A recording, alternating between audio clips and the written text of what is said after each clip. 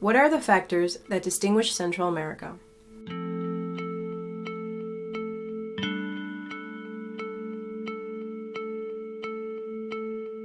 It's a region where you can discover the mysteries of an ancestral culture that is still alive, with beautiful landmarks such as Lago Yotoa in Honduras, Joyas del Serén in El Salvador, Tikal in Guatemala, Bocas del Toro in Panama, or the Poas Volcano National Park in Costa Rica. Its cultural and anthropological heritage represents a huge tourism potential.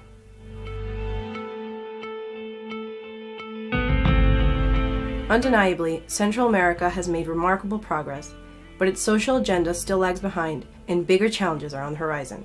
Inequality and poverty levels grow every passing year, and there is a tragic combination of limited government presence in territorial borders and a serious lack of employment opportunities.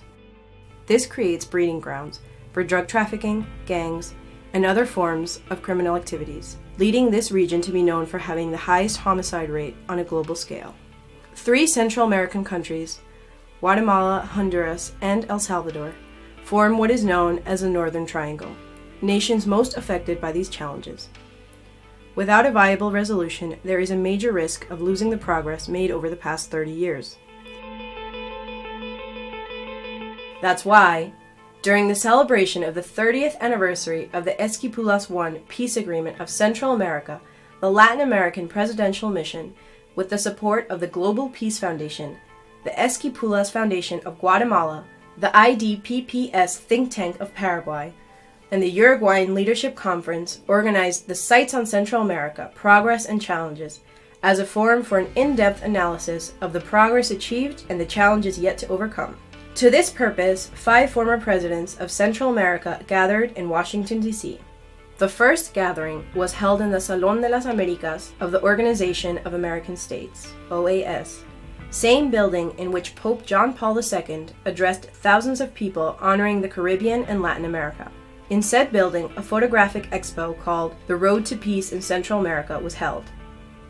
It was inaugurated with former heads of state of the region, and it was on display by the OAS for 2 weeks, showcasing 15 historical landmarks for peace in the region, starting with the Esquipulas Peace Agreement of 1986 and more recent ones. The Reagan Building hosted the Focus on Central America, Perspectives on Migration and Sustainable Development Forum. The former heads of state also visited the U.S. Capitol and shared with congressmen, both Democrats and Republicans, their vision on broadening the social outlook of the Alliance for the Prosperity of the Northern Triangle. They paid a special visit to the Central American Caucus, a recently formed bipartisan group formed by 32 members of Congress, presided by Congresswoman Norma J. Torres. They also visited the office of the Speaker of the House, Congressman Paul Ryan, where they were warmly received by the Congressman's Chief of Staff and National Security Advisor.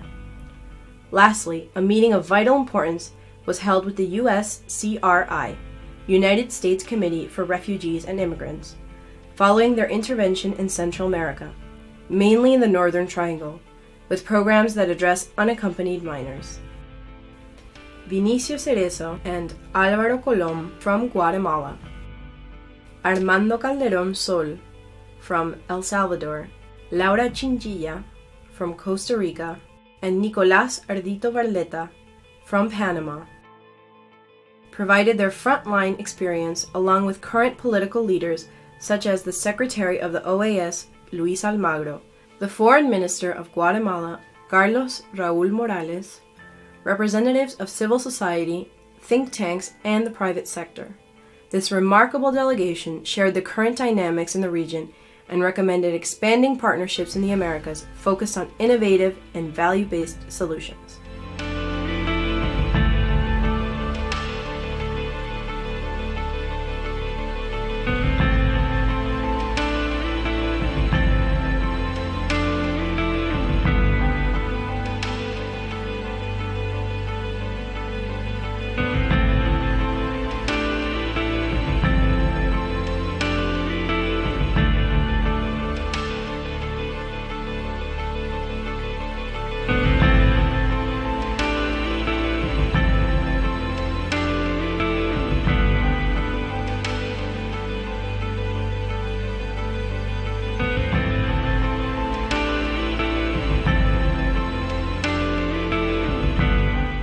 They suggested an integrated regional approach as a way to counter the endemic problems of organized crime, drug and human trafficking, violence, and ever-growing income inequalities. Following its mission to contribute with their leadership and service, the Latin American Presidential Mission agreed that social policies are necessary to reach marginalized groups that generate violence, and made a call to the U.S. to support these critical endeavors.